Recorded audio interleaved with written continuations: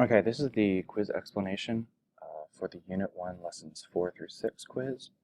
And we're starting off with the first problem on the quiz, which said x squared plus 8x plus 16 equals 36. And you're told to solve it using the square root property. Now, whenever you're told to use the square root property, what they're implying to you is that the left side of the equation, or at least one of the sides of the equation, is already a perfect square. And when I look at the left side, I can see that the b value of 8, if I take the b value of 8 and cut it in half, so I would have 4, and then I square that number, 4 squared, I get 16. That lets me know that this is a perfect square. So I can simplify the left side of the equation into just x plus 4, and it's squared. Let me put that. Okay, x plus 4 squared equals 36. And then since we're taking the square root property, we're going to square root each side. And I can't really draw the square root symbol on here. Let me see if I can pull up some math symbols real quick. Okay, so we are going to put this in here right now. And so now we're taking the square root of each side. And from here you should see the square root and the square button, they cancel each other out, so we're left with just x plus 4 on the left side. And then that's going to equal the square root of 36. And the square root of 36, because that's a perfect square, is going to be plus or minus 6. And then what we're going to do is we're going to bring the positive 4 over to the right side of the equation. If it's positive here, it's going to be negative on the right side, so it's going to say x equals negative 4 plus or minus 6, which means that negative 4 plus 6, that is negative 2, and negative 4 plus 6 is 2, sorry, and negative 4 minus 6 is negative 10. So our two answers to the first problem are x is 2 and negative 10. And I'm also looking for work that shows this stuff. If you solved it using a different method, you probably would have gotten the same answers if you did the other method correctly, but I'm looking for you to use the square root property in solving question 1. All right, question 2. Let me code that up real quick. 2x squared plus 4x equals 0. Okay, here's our second question. We had 2x squared plus 4x equals 0, and we are supposed to solve this by completing the square. So whenever you have to use completing the square to solve a problem, the first thing you need to look at is the a value. And in our problem, the a value is 2. But in order to complete the square, the a value has to be 1.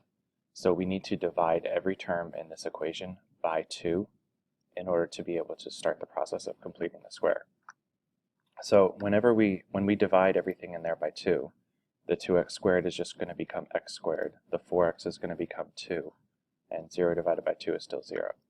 So the next step would look like this. Let's move the spaces over a little bit.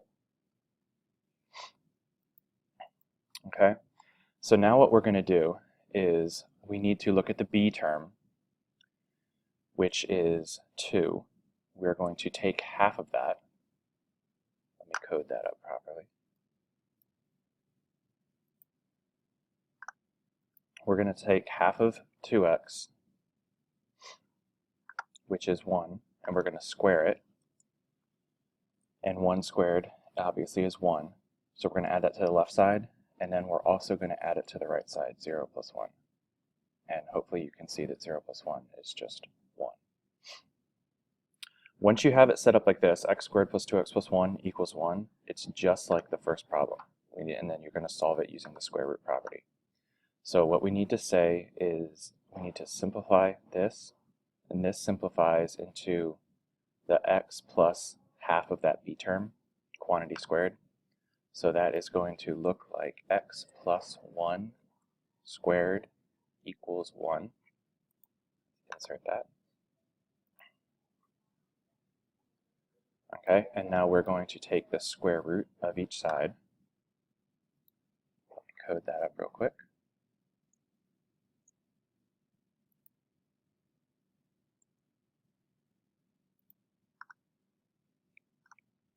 Okay, so we're taking the square root of each side. And then the square root and the square, again, they're going to cancel each other out. You're going to be left with just x plus 1 equals, and the square root of 1 is 1. But again, we're going to need that plus or minus symbol. So x plus 1 equals plus or minus 1. And then in our last step, we're just going to take that positive 1 and move it to the right side.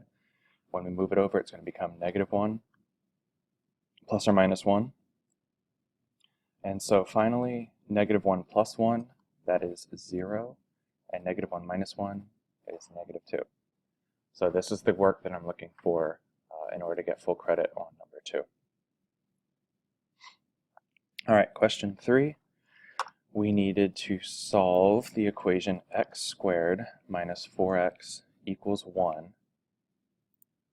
And we needed to use the quadratic formula. So solve by using the quadratic formula. All right, so for this one, whenever you use the quadratic formula, let me just throw the quadratic formula on here real quick.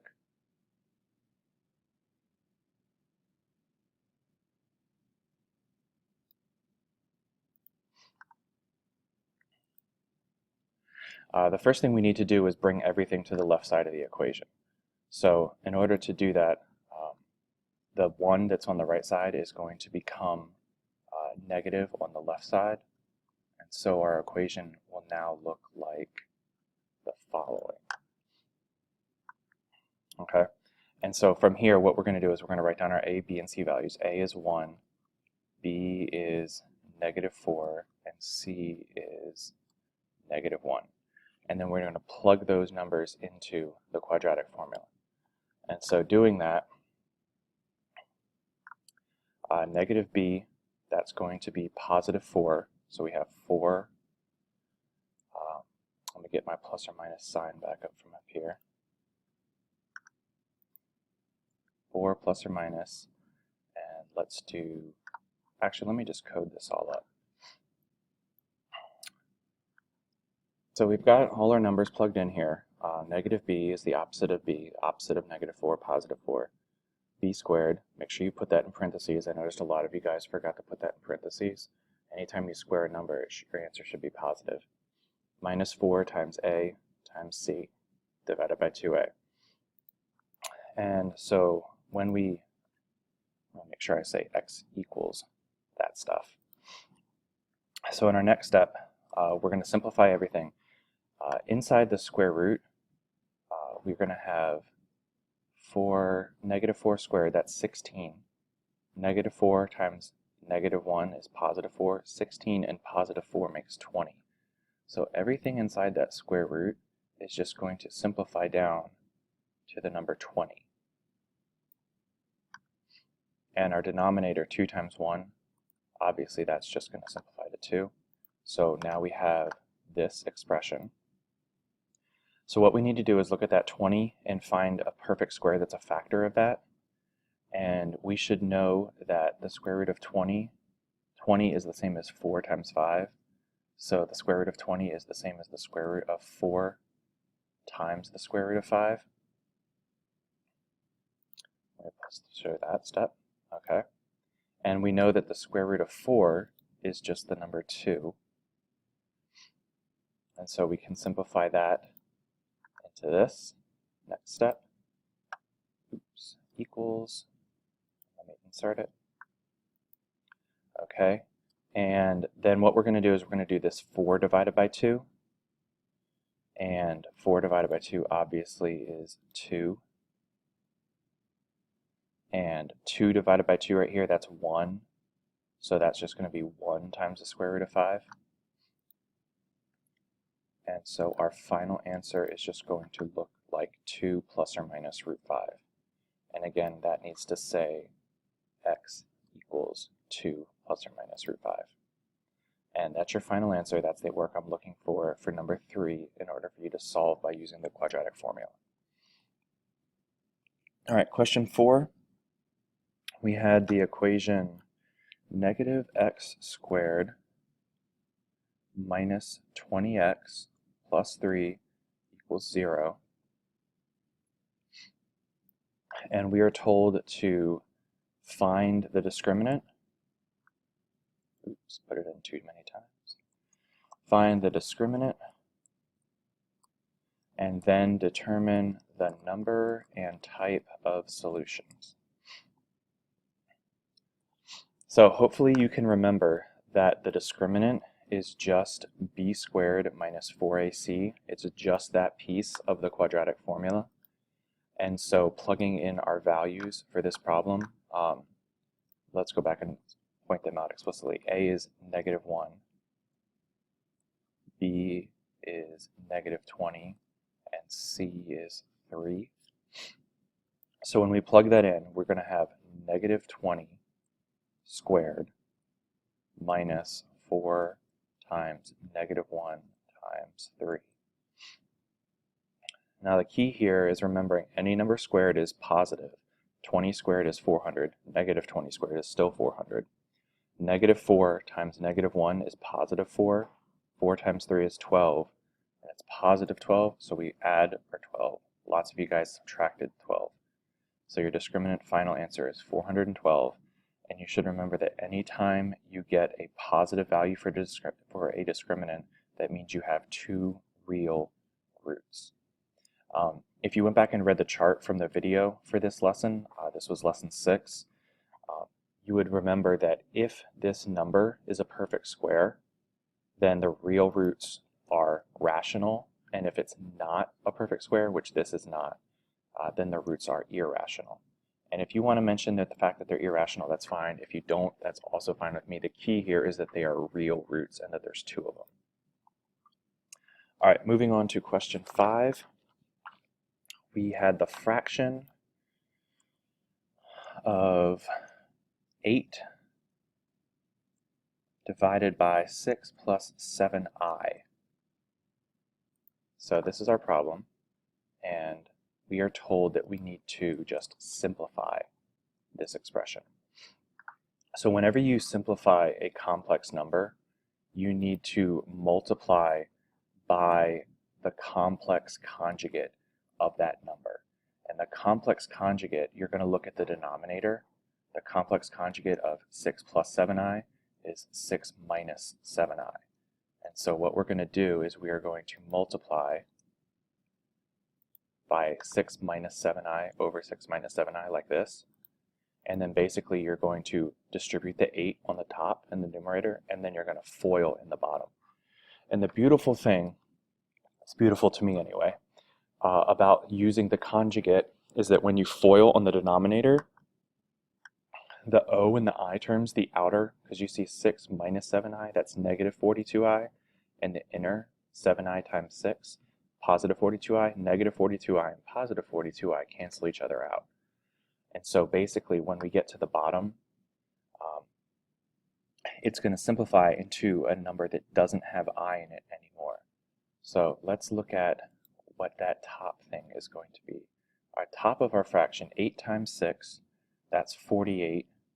And 8 times negative 7i is negative 56i.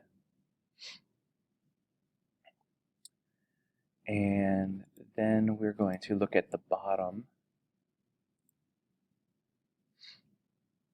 And remember, we're just taking the f and the L terms. So f would be 6 times 6, that's 36. And the L term would be 7i times negative 7i, that would be 49, negative 49i squared. So that's what it's going to look like right here. And then we're going to say, we need to simplify. Remember that I squared is -1, so this is negative 49 times -1. And you should remember a negative times a negative is a positive. And so it just simplifies down to this. 36 plus 49 is 85. Let me get the equal sign between here. This answer, if you left it like this, that's fine with me. The other way that's also acceptable is if you say 48 over 85 minus 56i over 85, like this.